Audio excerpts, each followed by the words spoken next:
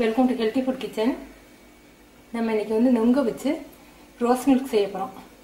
பால் வந்து காய்ச்சின பால், கெட்டியான பால் 1/2 லிட்டர் எடுத்து காய்ச்சி ஃப்ரிட்ஜில் வச்சு நல்லா கூலிங்காக இருக்குது.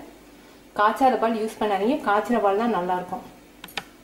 காய்ச்சாத பாலில் கிருமி இருக்கும். இது வந்து ரோஸ் சிரப்பு. இது வீட்டில் எப்படி செய்கிறதுன்னு நான் உங்களுக்கு காமிக்கிறேன். ரெடிமேடாகவும் விற்கிது, கடைகளில் விற்கிது, வாங்கிக்கலாம் நீங்கள்.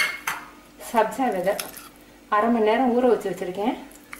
நான் ஏற்கனவே மற்ற ஜூஸ்லாம் இந்த விதையை பற்றி நான் சொல்லியிருக்கேன், காமிச்சிருக்கேன். இது பச்சிலைங்கிற செடியிலேருந்து, மருத்துவ செடியிலேருந்து எடுக்கக்கூடிய விதை. உடம்புக்கு குளிர்ச்சியானது.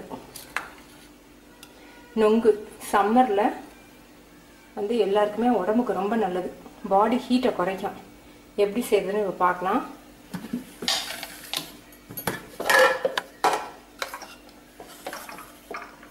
வைப்பரில் கொஞ்சம் போட்டு எடுத்துக்கணும்னா கொஞ்சம் நுரையோடு நல்லாயிருக்கும். பார்க்குறதுக்கு நுரையோடு ரொம்ப நல்லாயிருக்கும். நமக்கு ரோஸ் சிரப்லேயே வந்து ஸ்வீட் இருக்குது. அதனால் நீங்கள் தேவைன்னா, உங்களுக்கு அதிகமாக ஸ்வீட் தேவைன்னா நீங்கள் வந்து அப்புறம் சுகரோ தேனோ சேர்த்துக்கலாம்.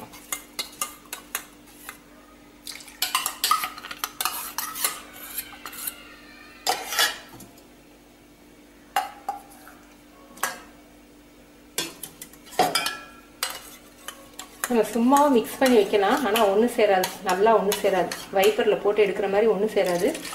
ரெண்டாவது இந்த ஆடை இருந்துச்சுன்னா குழந்தைங்களுக்கு பிடிக்காது.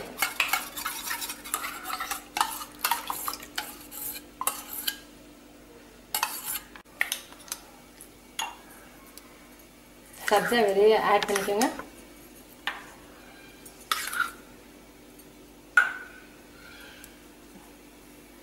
நல்லா நுரையோடு இருக்குது.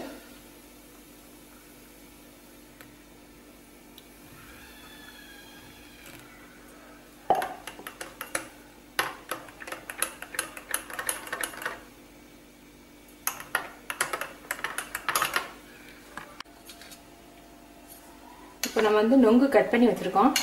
இதை வந்து நம்ம சேர்த்துக்கோம். இப்போ